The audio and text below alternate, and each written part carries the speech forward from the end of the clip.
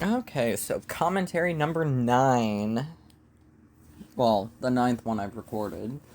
Eighth one that I'll actually be posting because the Halloween Kills commentary that I recorded last night is not going to be posted anywhere for another 6 months. I'm going to be posting that one probably on my 33rd birthday, which is October 14th.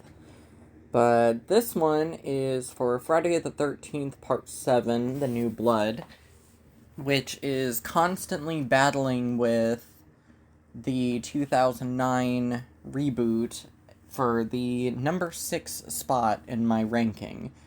It is currently the number 6.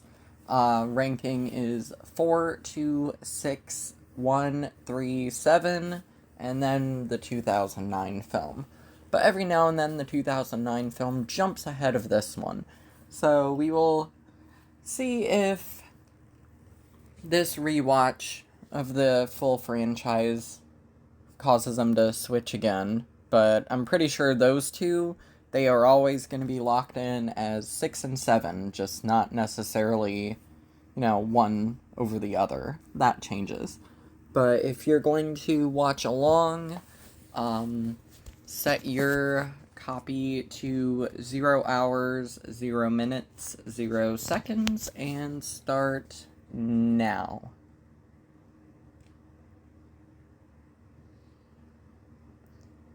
This is one of the only ones of the first batch of films that actually has music playing over that Paramount logo. I think the only other one is the 4th? I think it's just the 4th film. And the 6th one has kind of the sounds of the wind blowing. And I like that, unlike the 5th film and the 6th one, this brings back the whole franchise recap thing at the beginning. And it has a lot of footage from parts 2 and 6. Like, there was something from 6, there was something from 4, 2, 2,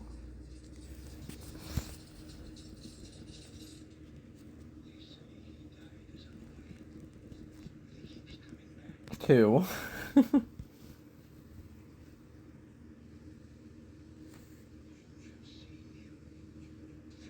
6. Aw, Paula. 4. Yeah, I think just about all of this is 2, 4, and 6. So it's like little snippets of the 3 best films in the franchise. So that's a pretty good recap.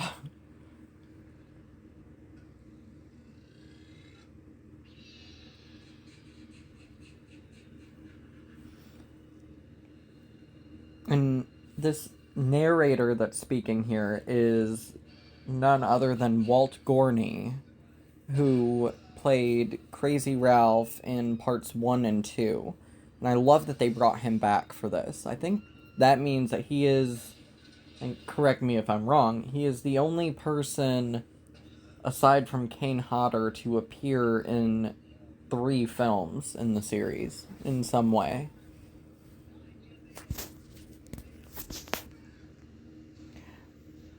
Yeah, this recap, I guess I'm misremembering because it's been a little while since I've watched this one, but I always thought that there were some snippets from 1, 3, and 5, but no, there's nothing from 1, 3, and 5.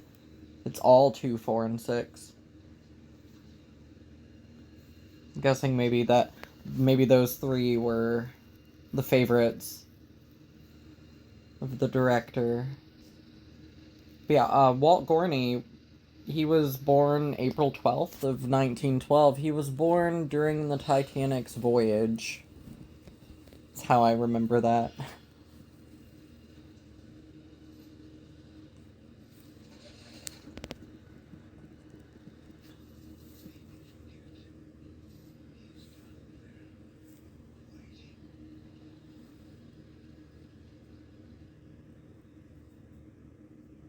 I do kind of wish the narration had a little bit more. That they'd given him a little bit more. I love that. The splitting mask and just the font. The Friday the 13th font. I think Part 7's font right there is my favorite. And the VHS looks really cool. Like, I love the VHS cover. I can't say I'm the biggest fan of this opening credits music, though. It's pretty repetitive, and after a certain point, like, I've shown this movie to quite a few people, and about half of them, after a certain point, are kind of like, okay, do something else, music-wise. And this only has a 5.2 out of 10 on IMDb and a 33% on Rotten Tomatoes. That Rotten Tomatoes is actually higher than I would have expected for this film. But that 5.2, come on. This deserves at least a 6.2.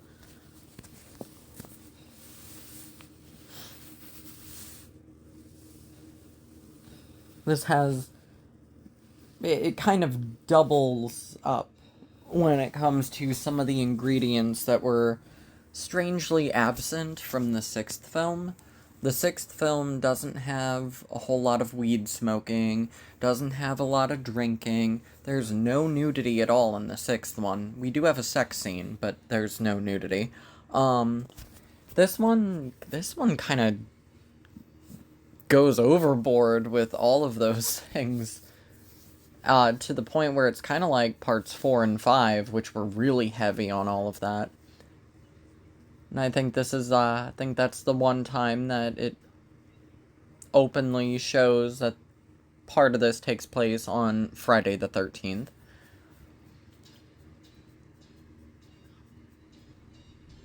This is a very strange change. It suggests that years have passed. Already at this point, years have passed since the events of the sixth film. Because in the sixth film, this area right here was a campground.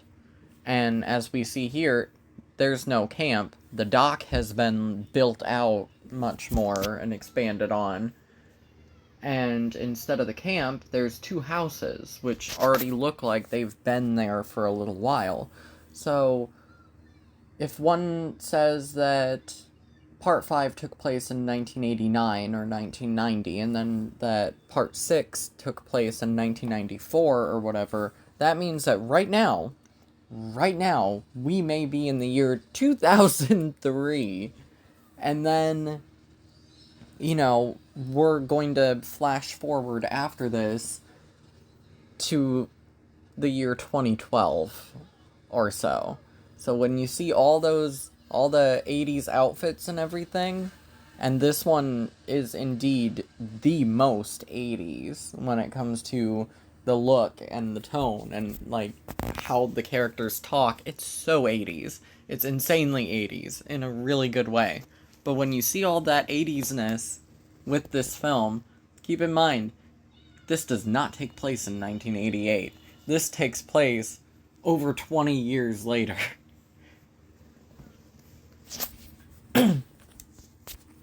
Jennifer Banco was really good there. She has a considerably more juicy role in Leatherface, the Texas Chainsaw Massacre 3, which was released 2 years after this. In that one, she is a member of the killer family, and possibly even Leatherface's daughter, and she actually gets to kill a character in that one. And funny enough, the character that she kills by pulling the string and having the sledgehammer come down, the actor of that character is William Butler, who is the second victim of Jason's in this film.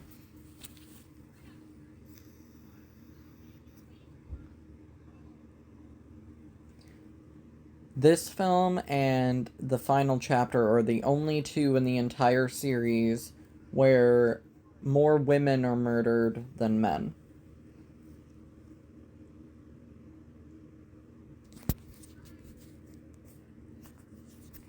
That line. I love the "there goes the neighborhood" line. And that was used in a really funny way in the trailer. I was kind of caught off guard the first time I saw the trailer for this, years after I saw the movie itself for the first time. I was kind of caught off guard by how funny that was. Like, that was a clever thing, showing the house explosion and then there goes the neighborhood. I love that.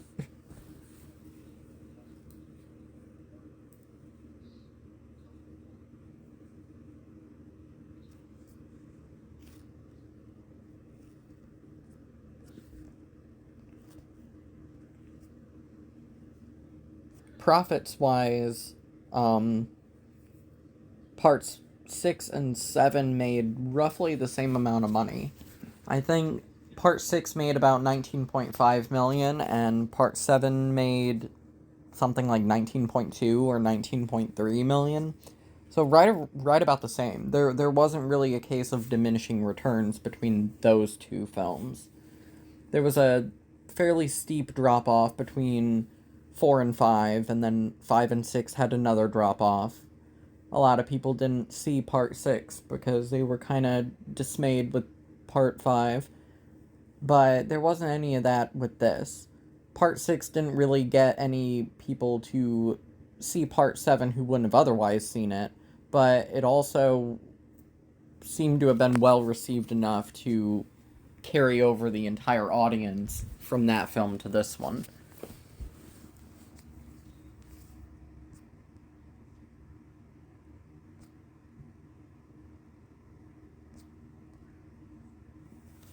And the budgets were about the same too.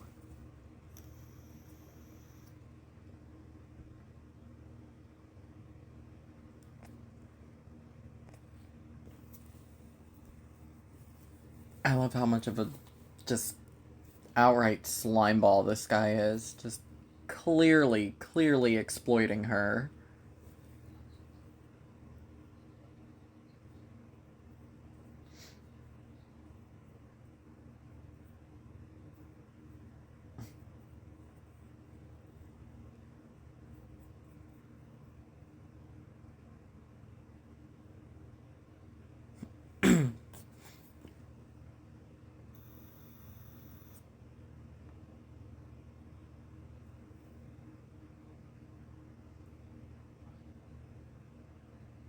His performance is really good. And I actually met Laura Park Lincoln at a convention some years back. I believe it was Shockstock in London, Ontario in 2018, I want to say.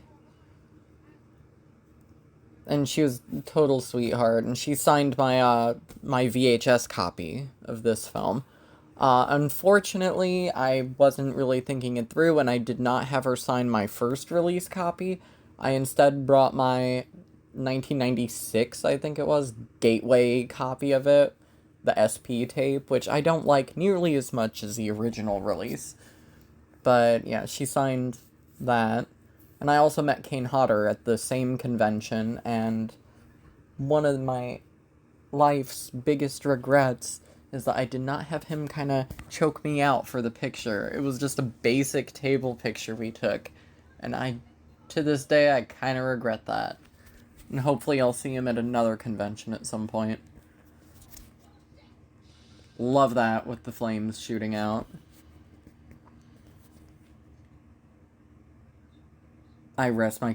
fuck off.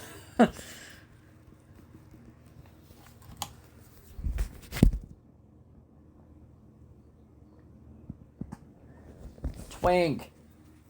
Total twink.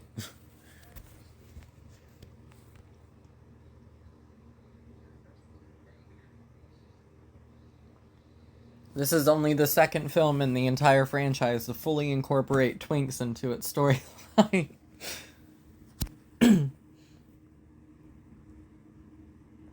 But yeah, that is a good question.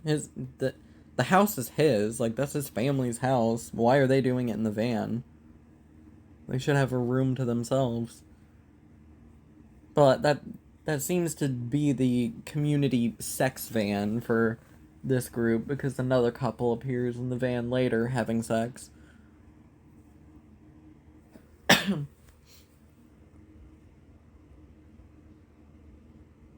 Everybody has sex in this movie. Or comes close to it. Like, Dan and Judy in the tent, they were going to, but they got cock-blocked by Jason. And then there's the Melissa and Eddie thing, and the Russell and Sandra, and David and Robin, and then Ben and Kate. So, like, yeah, there's a lot. Like, the whole group, for the most part, couples.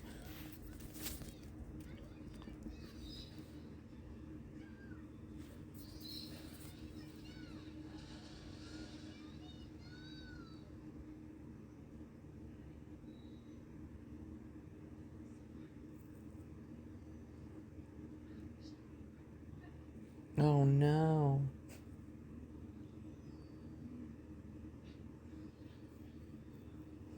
I do kind of wish that they had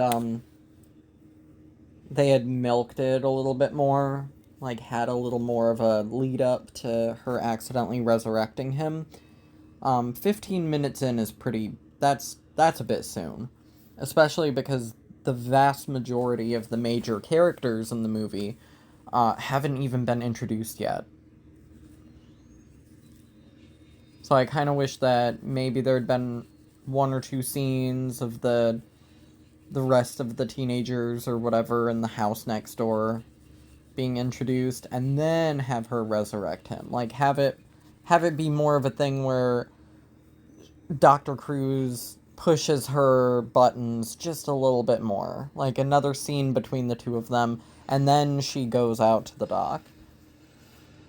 Because this kind of feels like a bit too soon for her to be, at a point of desperation of going to the dock and wishing for her dad to come back and willing him back only for it to be Jason.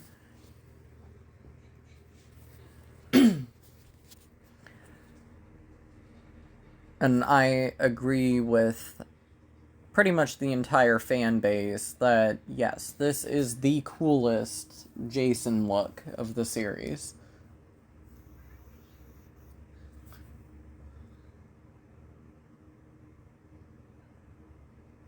Like, you really do see every injury that he's sustained across 2, 3, 4, and 6. Though I need to see if there's the bullet hole. I'm not sure if the bullet hole is there.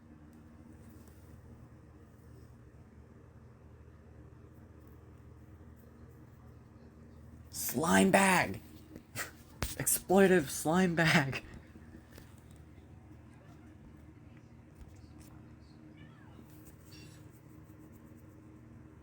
And I like that with both this film and the following film, there's secondary villains. And what this gets right, that the 8th film does not get right, is they keep those secondary villains around until the bitter end. Like, Dr. Cruz and Melissa, they both make it to the last, 13 minutes of the movie. And they're around so long that it's like, oh my fuck, when is Jason going to kill them? With part 8, we have Tamara and we have Charles McCulloch. And Tamara, when she dies, there is still 1 hour, a whole hour of the movie left. And he eventually just becomes kind of a drain, just exhausting. Like, not even fun to hate. It's just annoying to watch him. But Dr. Cruz and Melissa are both consistently entertaining. And they're around for so long that you're just, begging for them to die.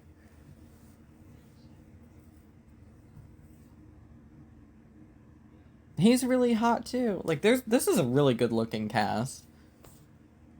And I haven't even mentioned Mrs. Shepherd yet. I'm a sucker for mom characters. I don't have bad mommy issues. In fact, I have the opposite. I have a great relationship with my mom. And so I always sort of gravitate toward the mom characters, and slasher movies, especially the Friday the 13th, tend to be some of my favorite characters, and Mrs. Shepherd in this film is no exception. That little picnic table thing on top of the fridge is cute. That like ketchup mustard holder shaped like a picnic table. Never really noticed that, but that's cute. ADHD talking. Um, but yeah, this one is no exception. I adore Mrs. Shepherd. She's one of the best characters in this, and I'm glad that she makes it to the final five, and she lasts well past the hour mark.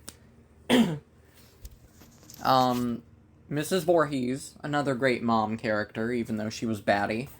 Uh, Mrs. Jarvis in the fourth film, also great. Miss Van Dusen, not a mom, but a motherly figure in the eighth one. Diana and Jessica in the ninth. Like, this franchise has a lot of really good mom characters, and they're all likable. And all of them die except for one of those.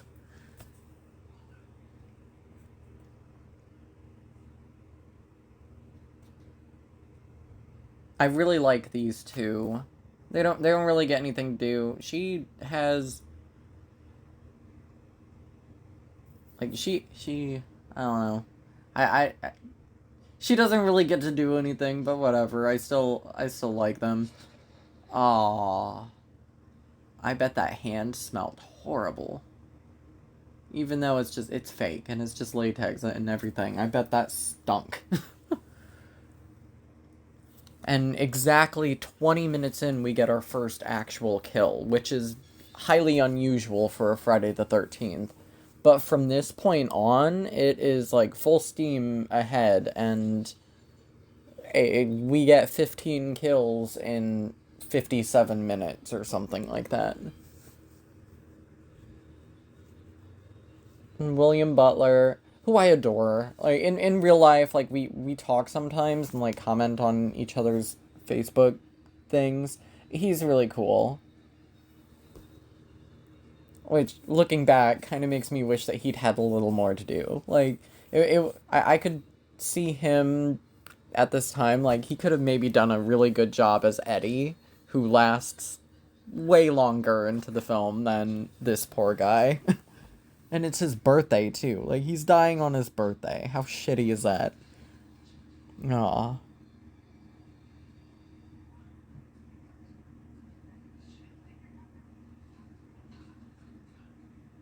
Cute! Eddie is so cute. I know that like everybody is probably all like heartthrobby over David and Nick, but no, for me it's all about Eddie. Eddie and Russell. Eddie and Russell.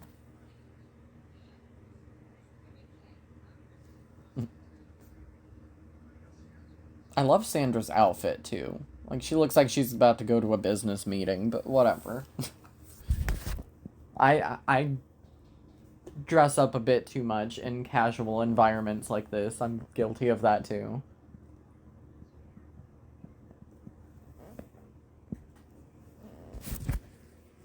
These two were great. These two were they kind of have a similar role as Tina and Terry in the fourth film. These two are not twins, obviously, but their characters do similar things. And the more shy one dies before the one that actually gets laid.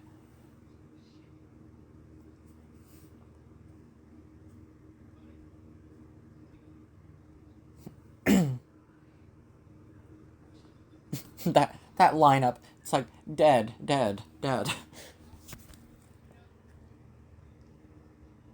Melissa.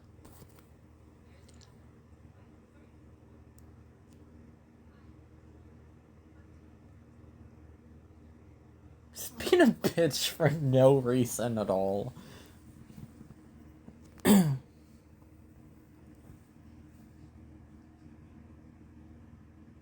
mean, David is hot though, like in like a total fuckboy kind of way.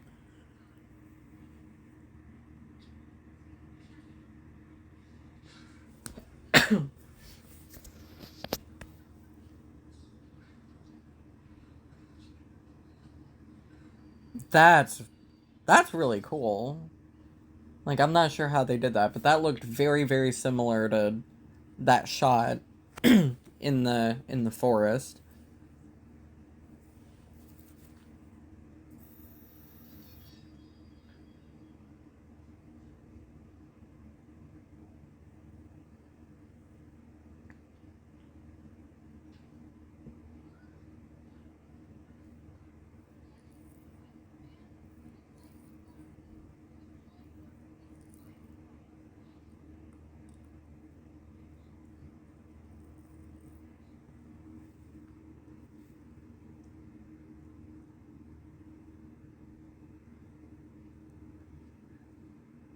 Yeah, I really like Tina, and I actually really, really like her story. It just feels like it escalates awfully quickly.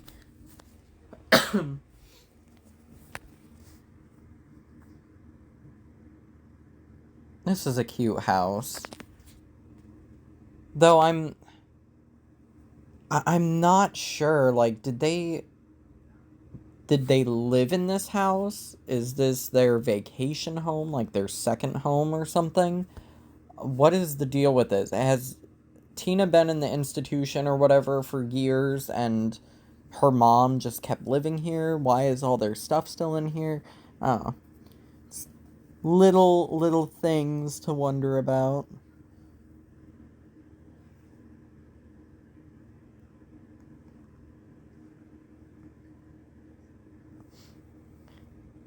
It is a little confusing to me though that Jason emerges from the water and he is right there. He is right by this, prime hunting location that is full of people. At this point, there's 13 people. And instead of immediately going after the girl on the dock and then starting to wipe out everybody there, which is what Jason does, he emerges on the other side of the lake and slowly makes his way to this back to where he emerged from, taking a full day to do so. That's strange to me.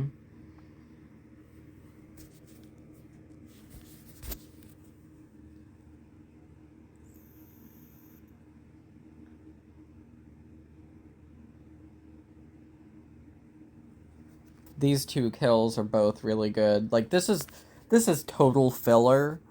The movie could have just kept going without these two and without these two deaths, and we would have had 13 kills without these two. But I'm glad that it's still there because hey, it's Friday at 13th. Higher the body count, the better. Um, but yeah, they really are ultimately pointless. But we get one of the most iconic kills of the entire franchise out of this scene, so I'm not mad about it. These two are basically the Stephen and Annette of this one. Stephen and Annette were the random couple in the forest in the sixth film. Oh, that's nasty. Ah, so good. And then, part 5 also had a random couple. The, toxic gay couple, Pete and Vinny.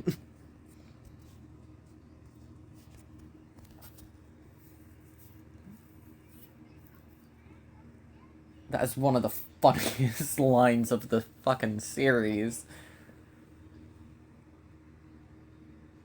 I love that this it doesn't even come close to hitting the highs of part 6 when it comes to the humor, but it still has some zing to it in the laughs department, especially with lines like that. The big hunk of a man. That's also a nice tent. And a big tent. Like, that's a pretty big tent. I want one. And here we go. Boom. Ugh. The extended version of that kill is insane. If we had gotten the extended version, I believe he hits her against the tree 6 times. If we'd gotten that extended version, that would be my favorite kill of this movie. As it is, it's not my favorite, and I'm not entirely sure which one is my favorite, because as great as almost all of them are, with a lot of them, it's very obvious that there were some major cuts going on. Ooh, ouch. Why are they fighting? What is the deal with those two? And now Robin's being a bitch about Tina. God, poor Tina can't. She can't catch a break. Everyone's just mean. It's very Carrie the way these girls are talking about her for no reason.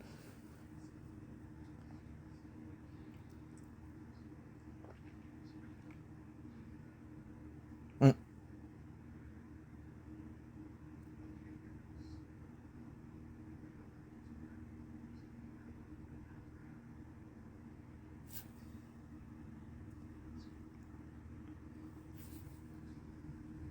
Night school.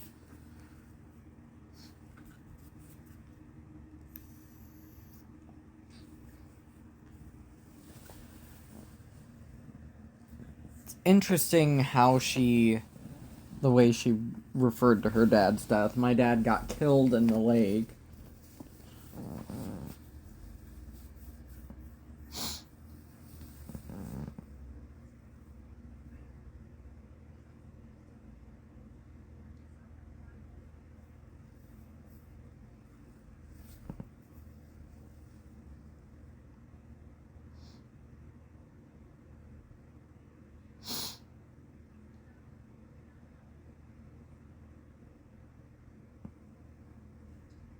Oh, right, because back then, 37 years ago, mental health treatments and whatnot were pretty much stigmatized. Like now we've made such great leaps and bounds when it comes to how we think about that sort of thing, and it seems like now everybody has a therapist, and better yet, we're open about that.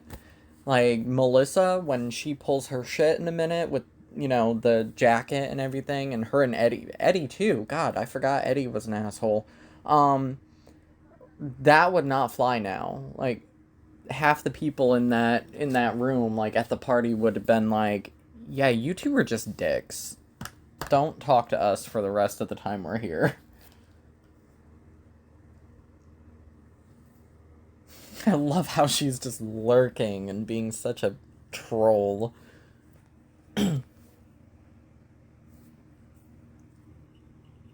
Hey, Friday the 13th. The little rainbow right there. Appropriate considering the fact that, like, I think that, like, 5 of the guys in the cast were gay or bi. And that wasn't an intentional casting move, from what I've gathered. Oh, I'm in the mood for steak and, like, shish kebabs now.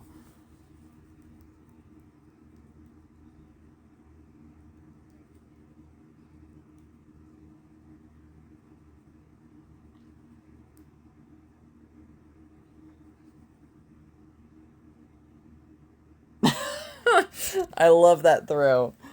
Uh, that was adorable. That little limp wristed throw. Totally how I throw a football. Maddie, the one friend that Tina has in the group, aside from Nick, of course.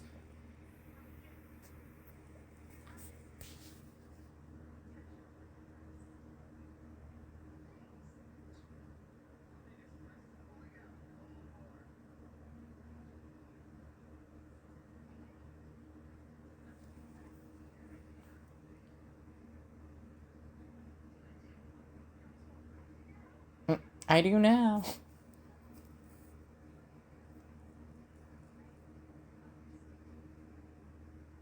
Admittedly, I am now, like, after a certain point, I have become more of a Robin than a Maddie. But when I first saw this, when I was like 8 or 9 or so, I was so Maddie. See this shit. That's so mean. That is needlessly mean.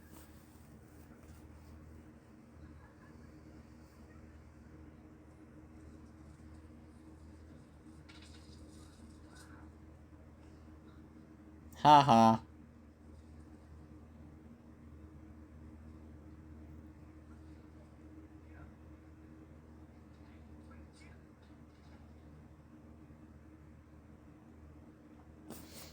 Oh yeah, at the grill a couple of minutes ago, you can, if you listen closely, like go back after, if you remember, and watch that scene again.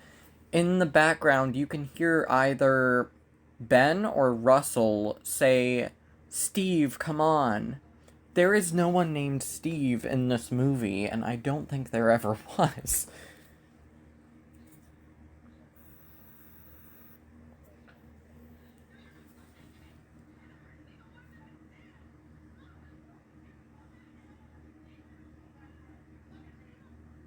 Yeah, at this point, I totally, yeah, her going into full freak out mode is totally justified at this point. I wouldn't want to be there either. People are being dicks, and hallucinations or whatever else is going on, and she's moving things without meaning to, like this. Yeah, I'd want to go.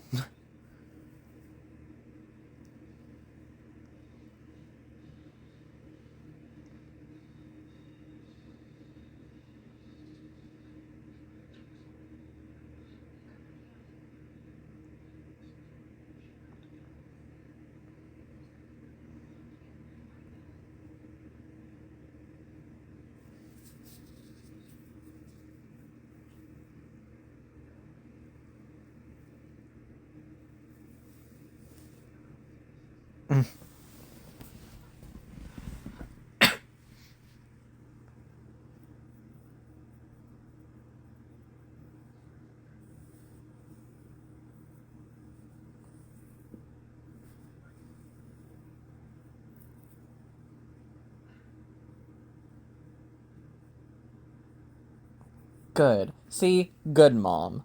She's a good mom.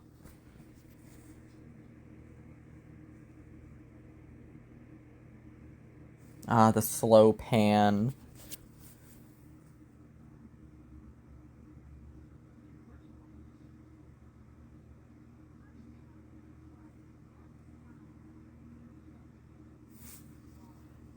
Mm,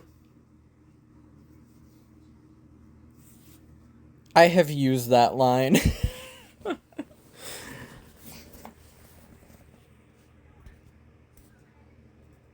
Just to throw guys off. I've actually used that line a couple times. Not at all ashamed to admit it.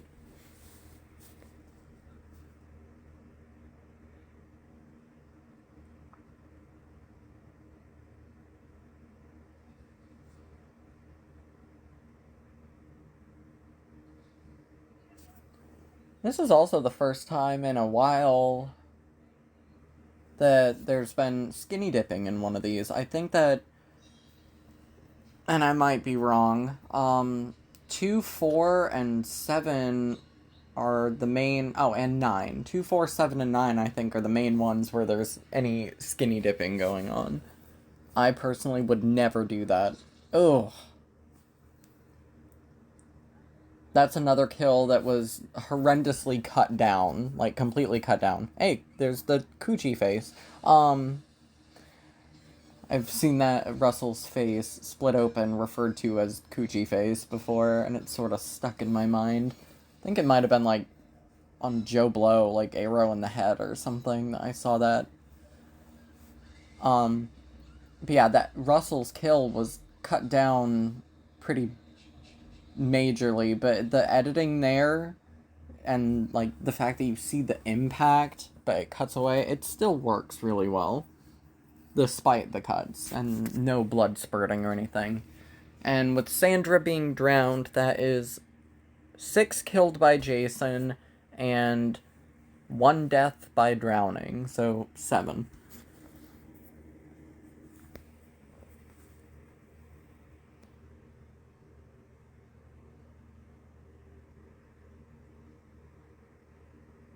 She's still mad at him. Poor Ben.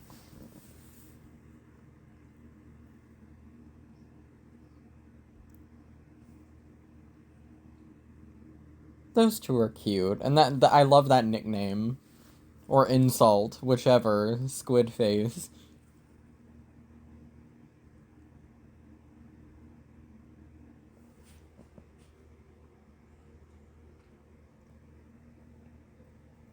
Girl, you're not going to be able to see. You're not wearing contacts. What are you doing?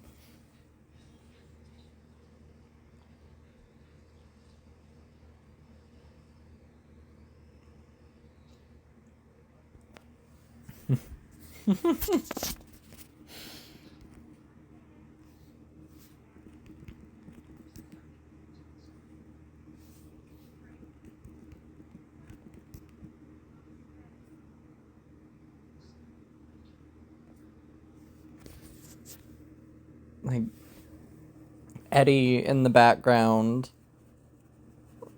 looking like the Ghana flag or something.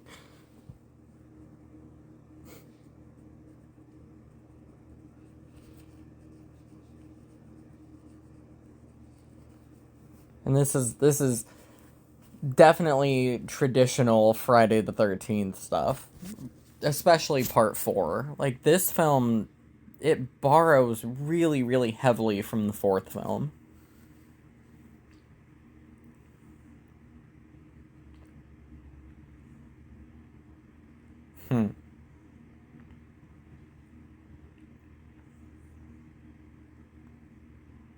See, that whole thing with the spike, the tent spike thing, that's always confused me. Also, Melissa, girl, I do not blame you. He is the cutest one.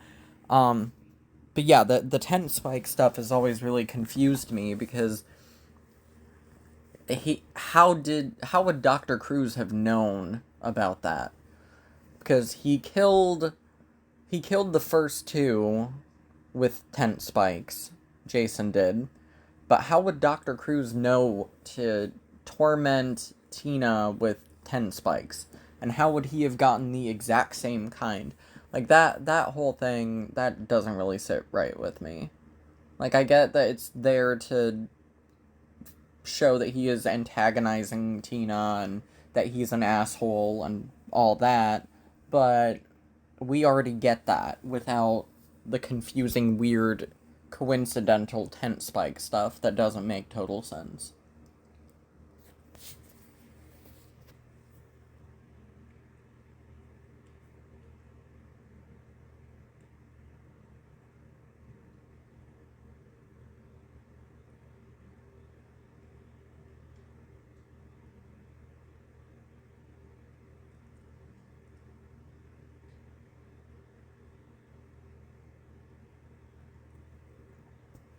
Why is that body there?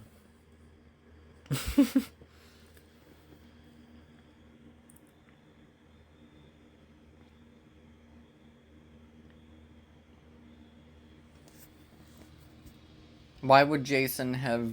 Why did he move his body so close to the houses when I think that the sign that they passed was like 1 mile or 5 miles or something like that. It's strange that Jason would carry that body that far, put it in a tree.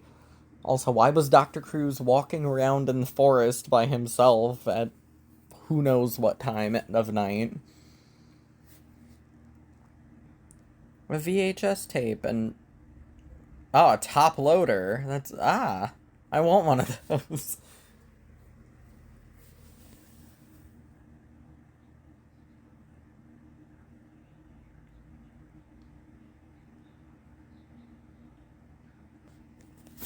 That's so unethical.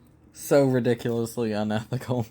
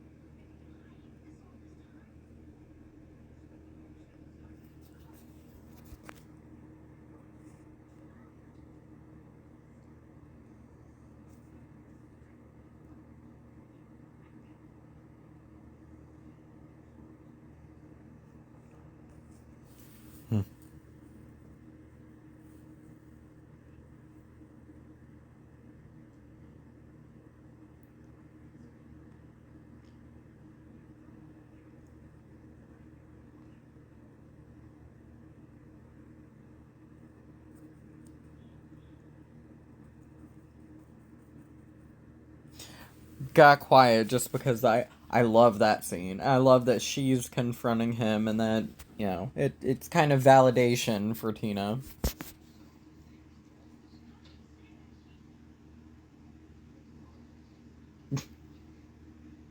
And he's just like full blown unapologetic douchebag mode right now.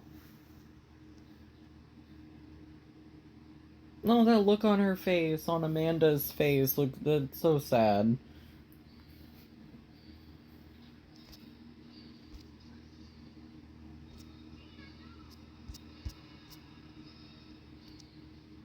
Ooh, that look.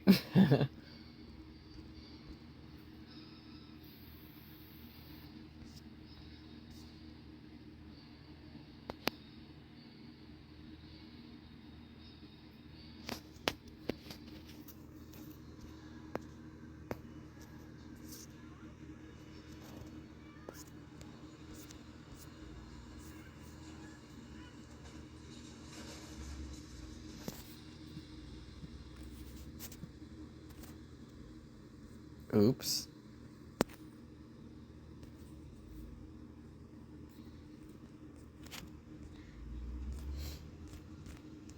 Oh no, there's our stalled car. Well, crashed car and stalled.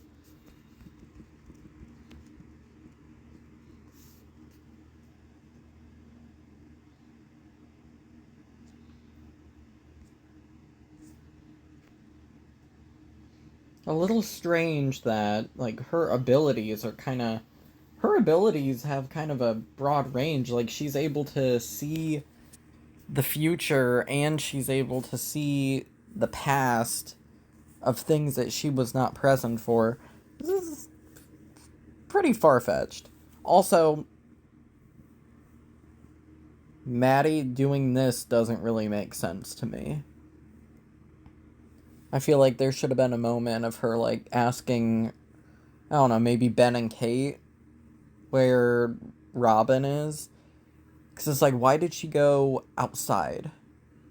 Like, why was that her first move? Was to go from an upstairs bedroom, downstairs, and outside to find David.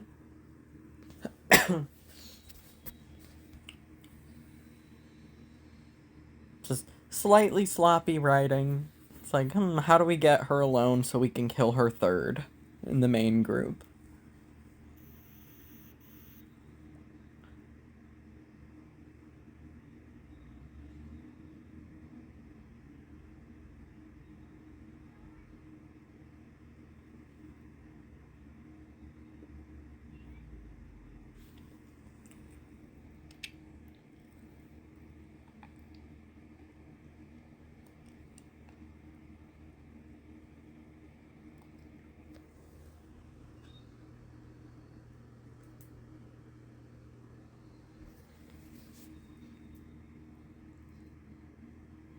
Yeah, I don't know how she manages to find this successfully. If that were me, I would just instantly write it off as a loss. Like, yeah, who knows where that could have fallen out. I love that necklace that she's wearing. And it's also funny to me that, like, this is the second person to see Russell's body. The first being Sandra. So, two people have seen Russell's dead body so far. And I know at least Tina also sees his body. So yeah, I think 3 times we see his dead body. Ah, shit, here's a whole arsenal for Jason. I want that necklace that she's wearing so badly.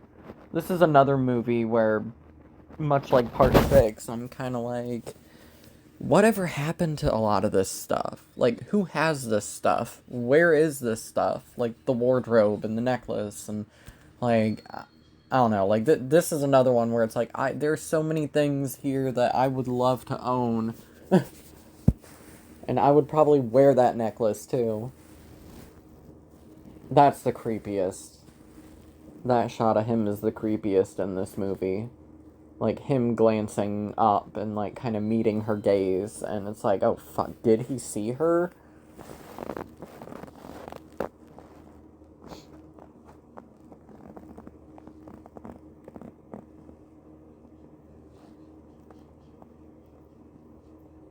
This is one of the better scenes of the movie, I think. The logic's not really there, like I said. Like, why would she go outside and end up here? But the stalking itself really works. Because up to this point, we haven't really gotten a scene of Jason stalking someone.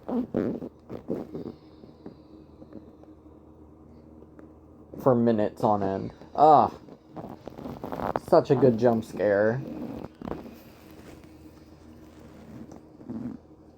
And that kill's a bummer. Maddie was one of my favorites. She's definitely like top 5 of this movie for me, at least. But no, she was the 8th one to go, including Tina's dad.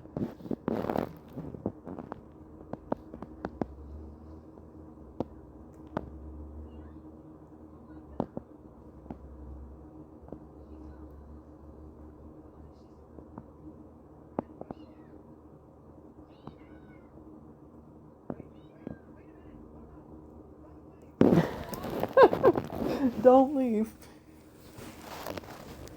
And this part here is straight out of part 3.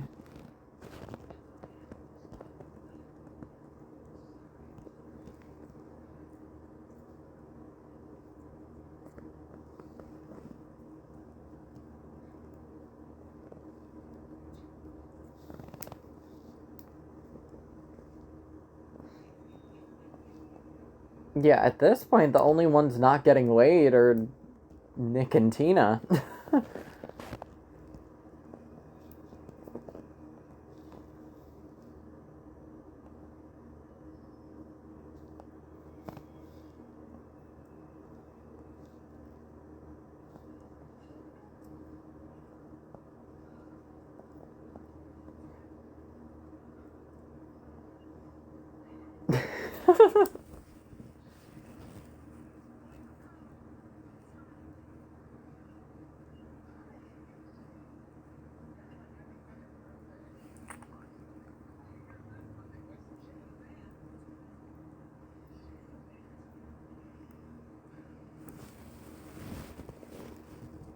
I'm pretty sure multiple characters in this assume that whoever it is messing with them or whatever is Michael. And I think that that's a little bit of possibly unintentional humor, that we're watching a Jason movie and people keep assuming that it's Michael.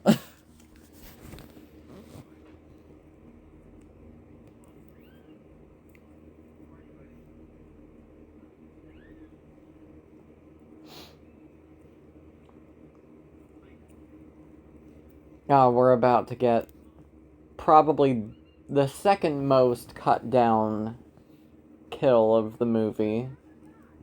The most cut down was the sleeping bag.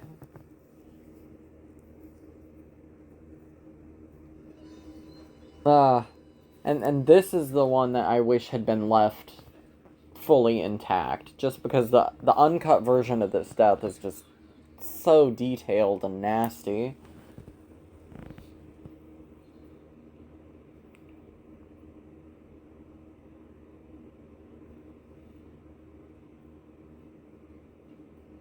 There's a lot of red, yellow, and green together in this one. It's like a lot of food colors. Hunger colors.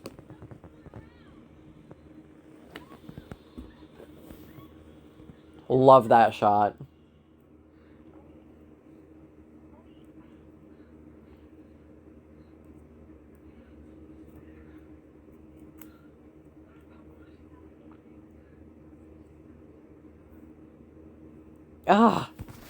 So mean.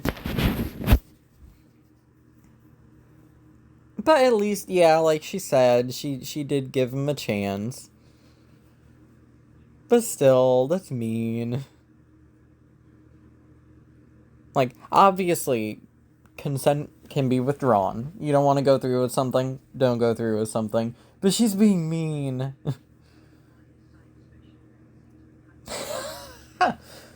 The science fiction magazine's line.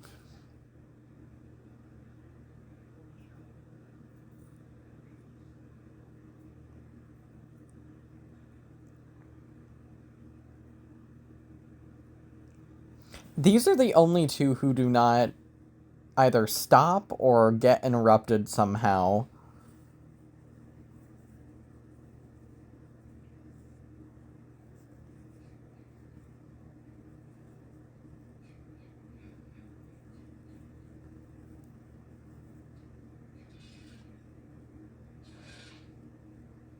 Oh. At this point already, he's gone through half of the characters in the main group.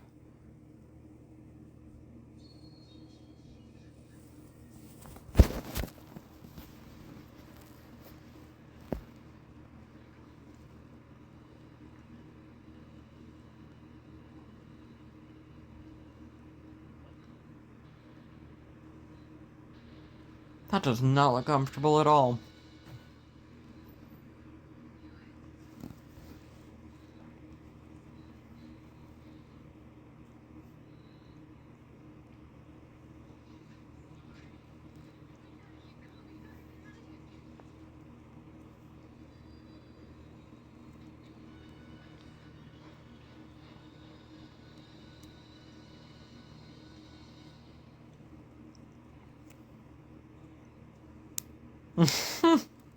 I'm hungry.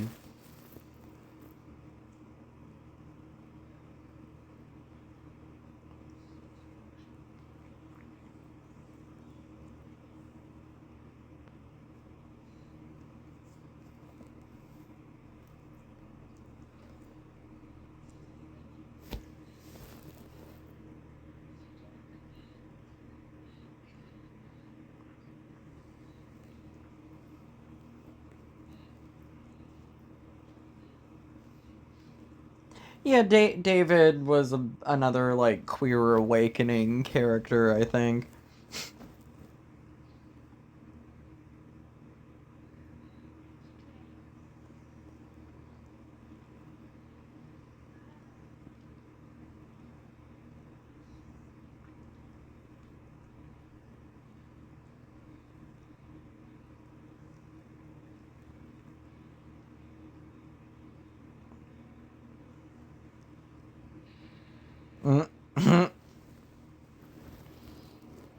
He just so happened to somehow not see that very, very, very visible man in the corner. With a mask that was showing up very well, even in the darkness.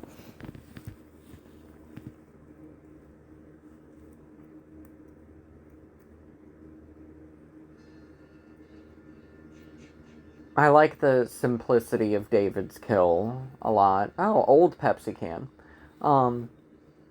Because some of the kills are kind of unusual, but this is simple. This is simple in a good way. Just boom, stab, done.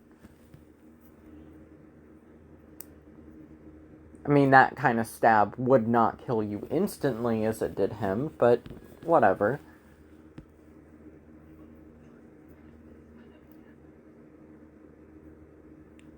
And then there were seven characters left altogether. Cruz knew. Okay, but how did he know? That damn tent spike.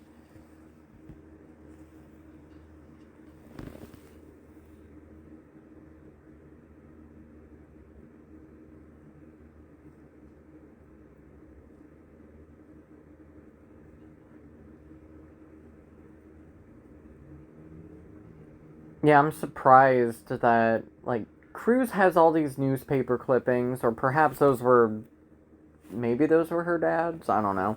But there's all those newspaper clippings mentioning the Crystal Lake stuff and Jason and the murders and everything, which presumably happened before Tina and any of these guys were even born. Since, remember, we are now currently in the year 2012.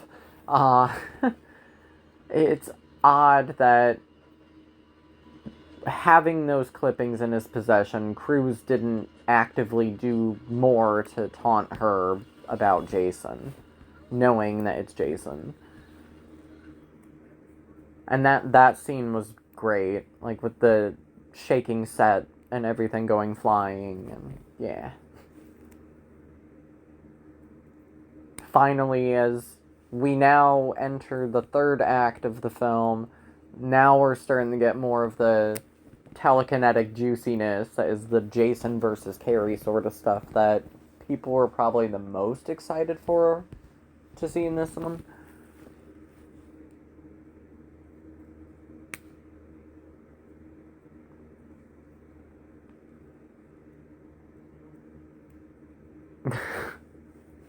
I love gag gifts.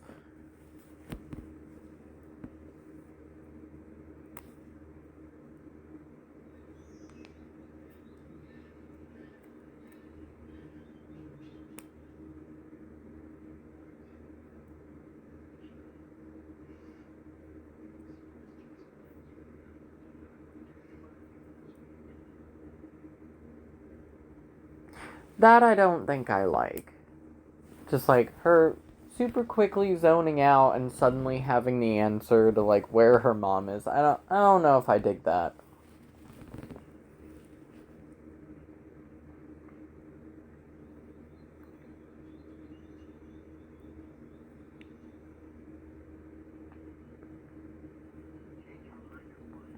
Eddie's one of the last three guys, at least. Aww. And he made it like 61 minutes in.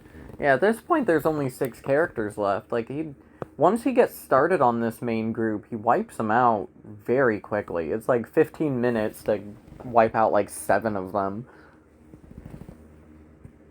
Very similar to parts 2, 3, and 4 that all had like really big kill streaks.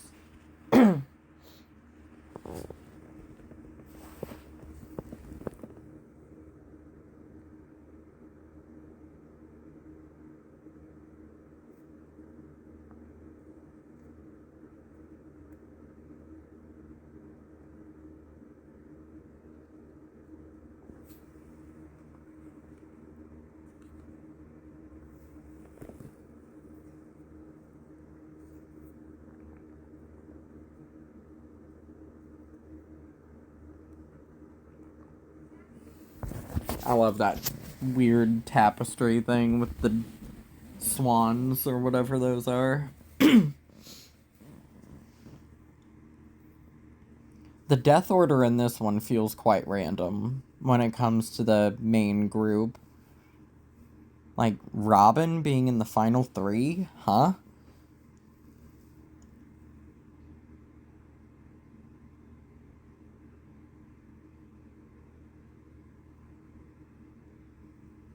Why would he be in there? Why would she check the upstairs bedrooms before anything else? Also, this god. They've only been there like a day or two and they've already been tearing up the place. If I were Russell's family, I would definitely be pissed.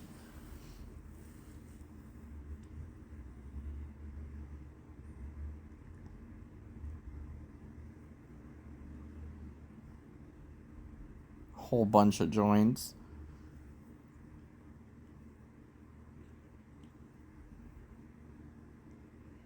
I wonder if weed was more expensive or less expensive back then compared to today in 2025.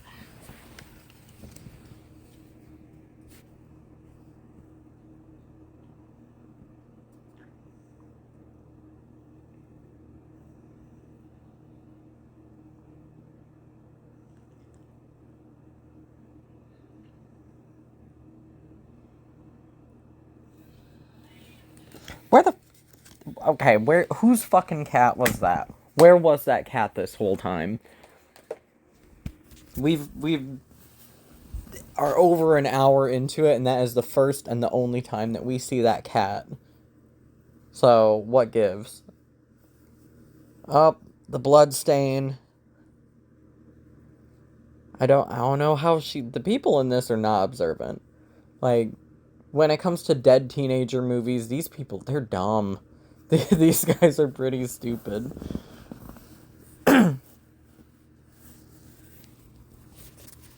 That's a really adorable cat, but where'd it come from?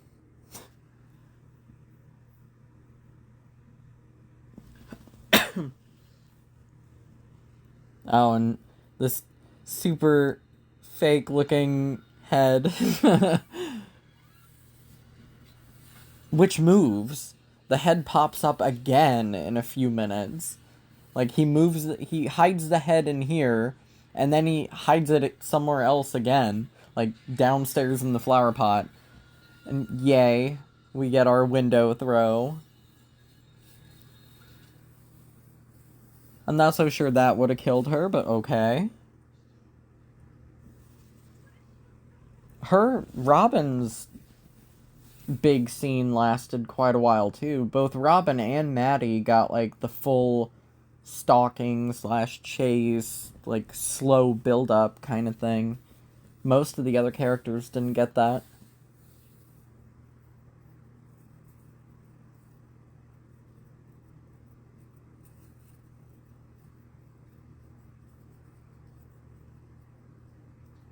But yeah, now that is 12 down. 13 if we're to count Tina's dad.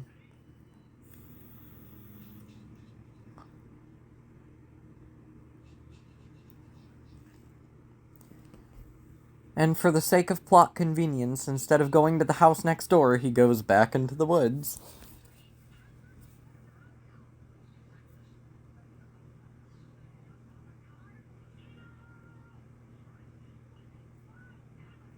Yeah, we're really down to the wire here. Only 5 people left.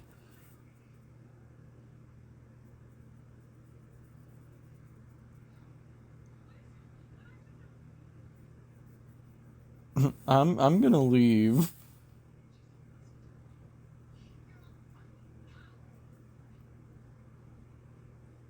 I love how she keeps going off on him, and it's satisfying. And what the hell is that?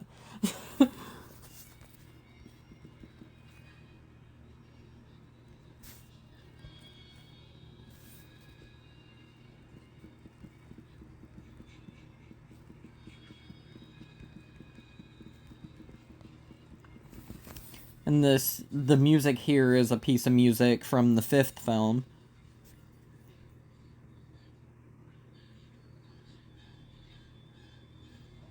Aww, this is so fucked. Ah.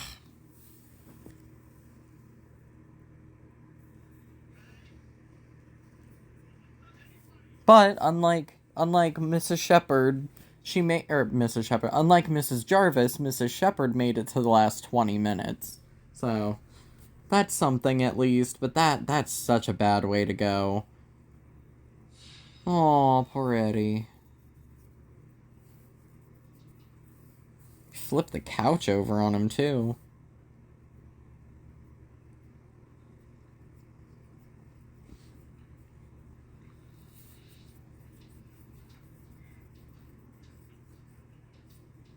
And then there were 4.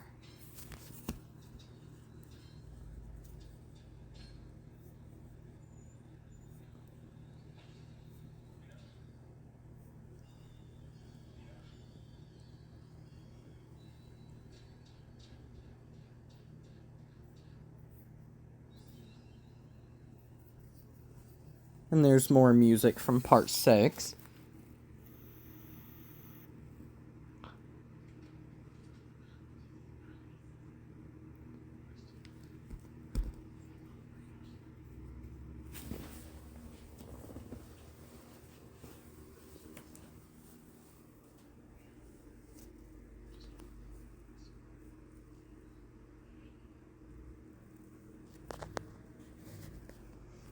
I like how that was kind of a moment of almost of like, oh wait, is she actually going to believe them and make herself useful somehow?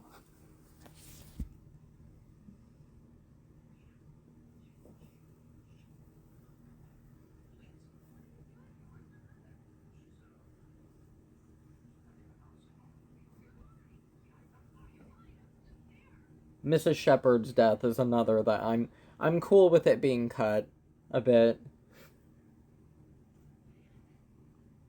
I'm not cool, however, with Dr. Cruz's death being so heavily cut. That should have been left alone just because he was such an asshole.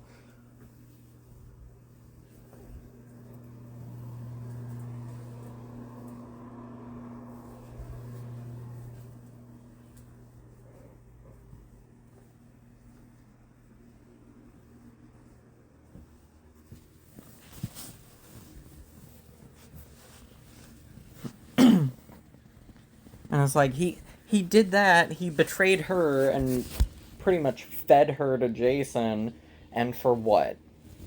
Nothing. Because he still doesn't get out of it.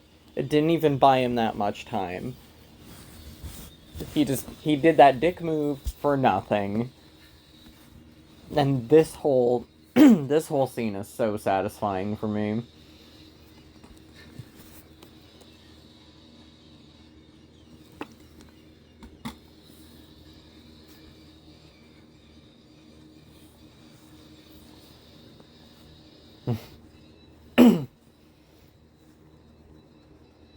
And I think that this is the only time that Jason uses any kind of like rotating saw or anything electronic.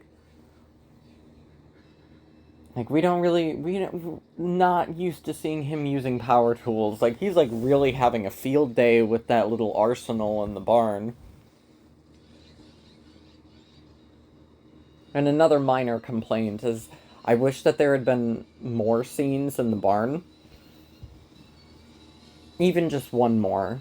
Or they could have gone back to, part 3 and part 5 and had part of the finale take place in the barn. I don't know.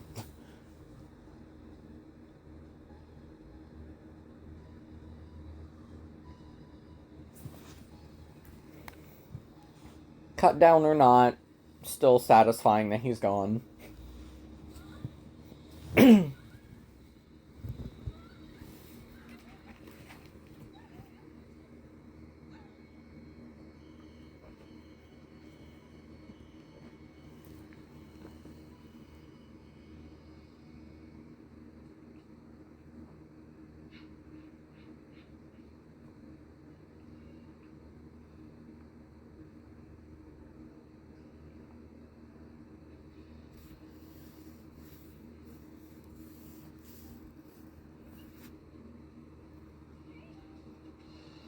Uh,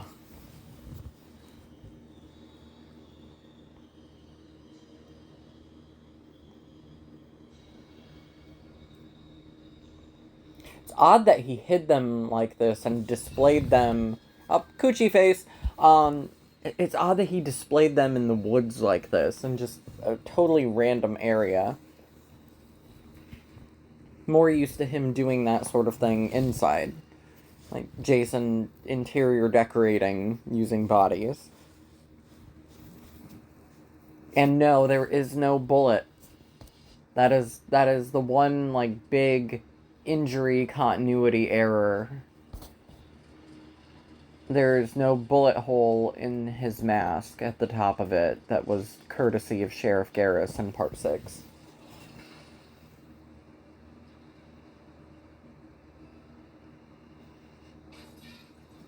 And the showdown between the two is really good. Very Carrie-esque with the close-ups of her eyes.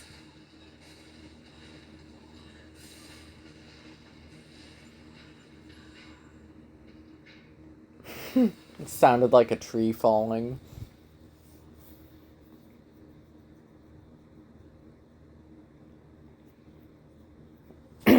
And to think that in parts 2 or 3, this could very well be the end of it. Like, this may very well have been the thing that takes him out.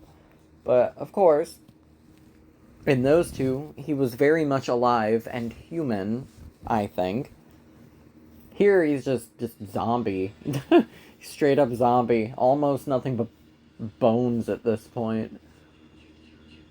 Can't get over how good his back looks, and the knee, like how his knee, you can see it like opening and closing as he walks. Ah, so fucking good.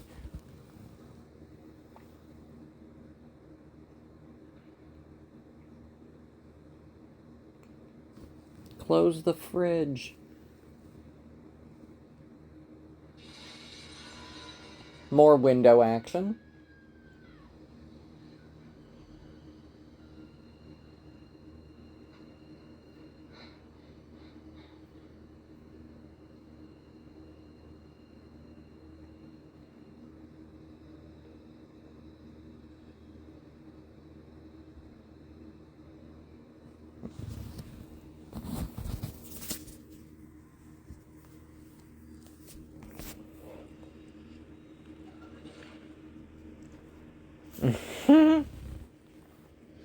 Jason's probably like, what the fuck?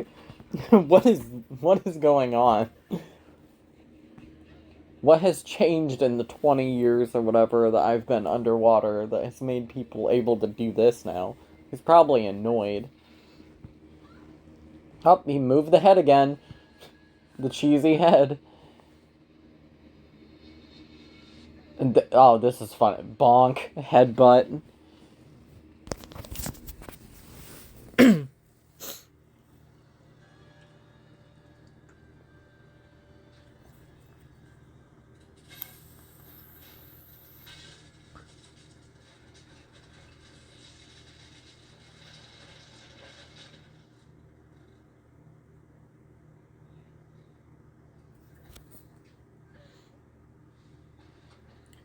And a way that you can tell that these two are pretty good actors is that in real life, I don't know how it is today, but back when this was filmed almost 40 years ago, these two did not get along very well.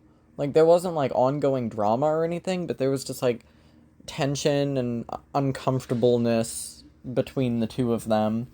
But you would not be able to tell with their performances, because their chemistry is terrific, I think. Also, funny that Melissa is wearing a very similar necklace as the one that Maddie was wearing, which kind of makes me think that Maddie was going through Melissa's belongings. Melissa totally seems the type to have two of everything. Fuck you both. Can't believe she made it to the final three. But I like I said earlier, I love that she sticks around so long. Because that is so satisfying. Yeah, she made it to exactly the 1 hour and 17 minute mark. Which is highly, highly unusual for a secondary villain character like that in one of these.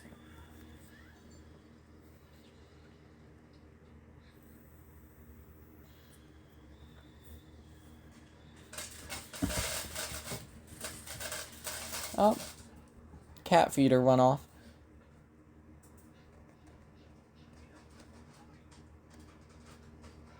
And for a film with a principal photography that was only 6 weeks, maybe, they got a lot done.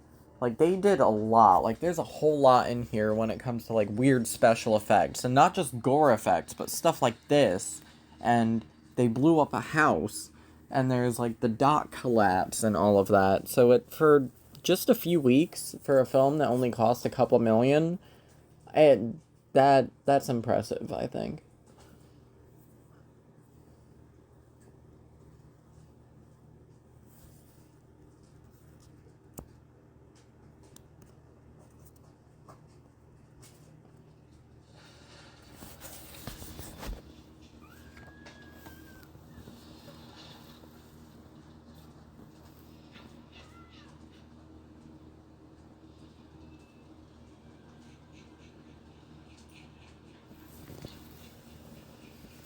Oh, the ooze. God, that's so nasty. And I'm glad that wasn't cut, because that shot of the ooze and stuff, that's so nasty. And I like how the band of the hockey mask straps is, like, embedded, like, it's kind of, like, melded onto his head at this point. And unmasked, he just looks fantastic. Like I said, this is the best Jason look by far.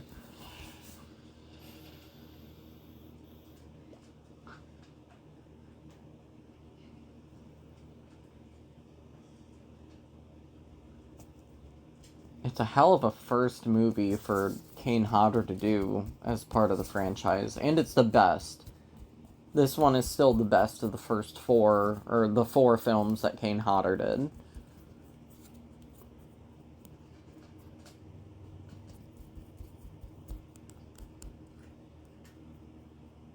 He just has no nose now. And those fucking teeth. Come on, so much detail.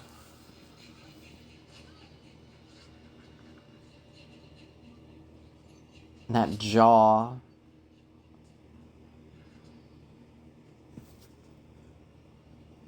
Yeah, he is angry now.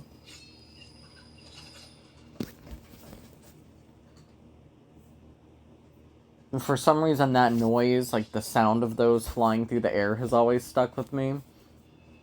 Like, every now and then, that sound will play in my head.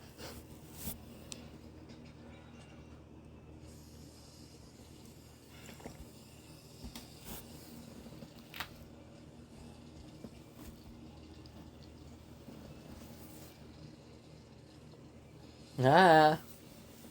Looked like she got quite a bit on her.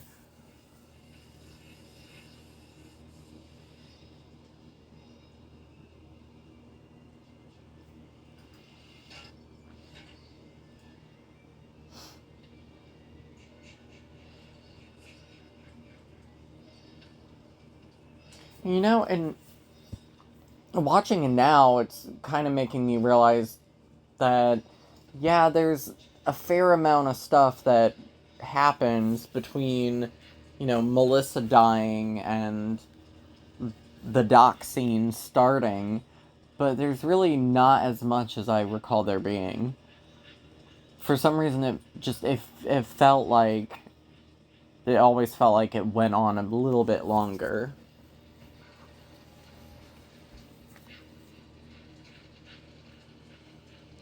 But really, the final confrontation is less than 5 minutes, which is short for a Friday the 13th.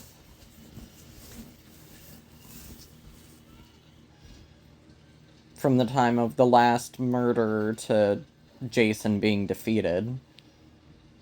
Usually it's like between 10 and 15 minutes, if not longer.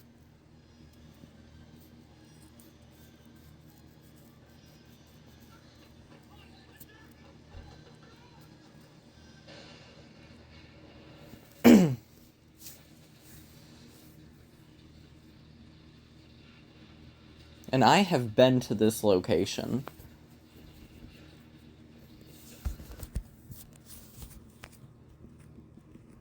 There's nothing there as far as the houses go, because I'm pretty sure both of them were built for the production.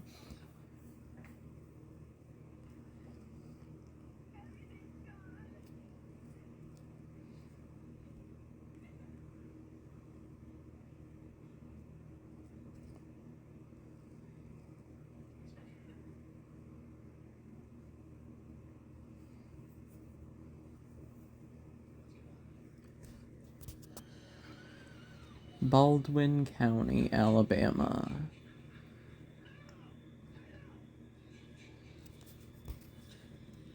Yeah, that's not gonna do anything, dude. Just look at him. You know that's not gonna do anything.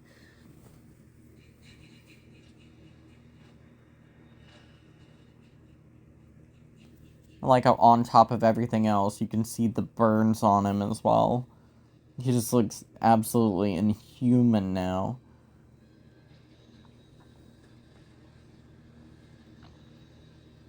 And here comes the other main thing that I wish had been left intact.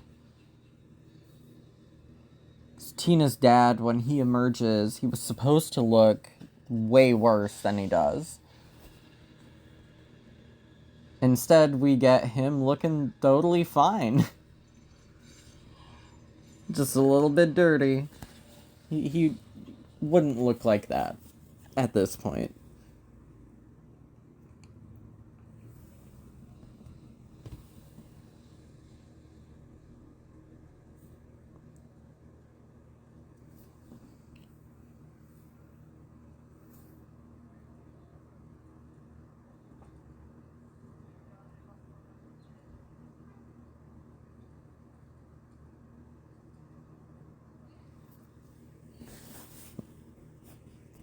And this feels like this is like a repeat of the part 2 ending, in a way.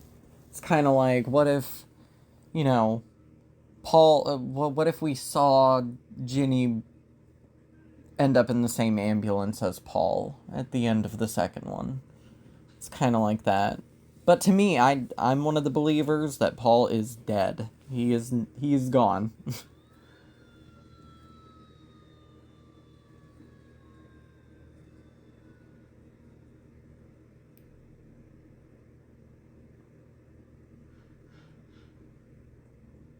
And that, while that ending is not technically abrupt, it feels kind of abrupt.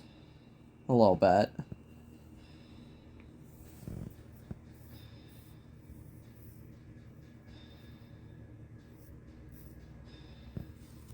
So yeah, that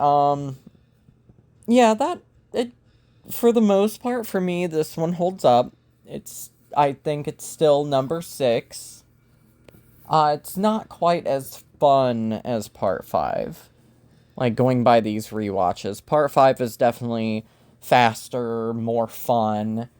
Part 6 is also faster and more fun, but in a different way. But this still works. It still works for me. It's still a better film and a more organized and coherent and just, easier film to watch than Part 5. Part 5 is very choppy. So this one, when it comes to the first 7, it ranks above Part 5, but not higher than any of the others. And it's hurt a bit by all the major cuts. It's not ruined by those cuts, but you feel it. Like with a few kills and a few other kinds of effects, you can really feel where it's cut.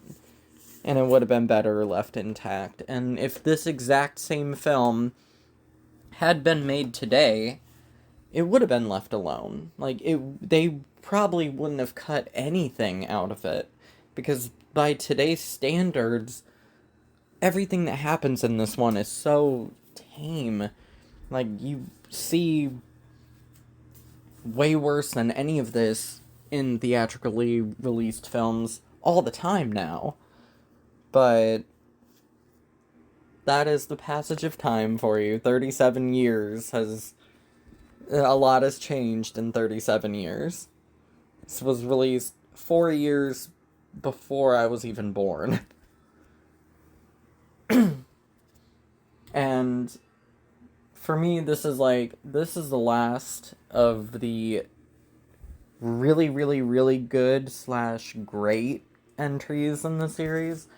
For the most part, after this one, it's kind of all downhill. Part 8, I feel, is the worst of the entire series. And Jason Goes to Hell is also in the bottom 4, I'd say. Jason X, that's in the bottom 5. And the Freddy vs. Jason, bottom 2. And then the 2009 film is, 7th favorite. So it's like, this is like one of the last big peaks of the series. So hopefully we get our 13th film at some point, and it, at the very least, jumps back up to the quality of this one. Even if this is only the 6th best of the first 7, I'd still take this over almost everything that came after it. So that is my little commentary, my getting ready for bed, kind of tired commentary for Friday the 13th, Part 7, The New Blood.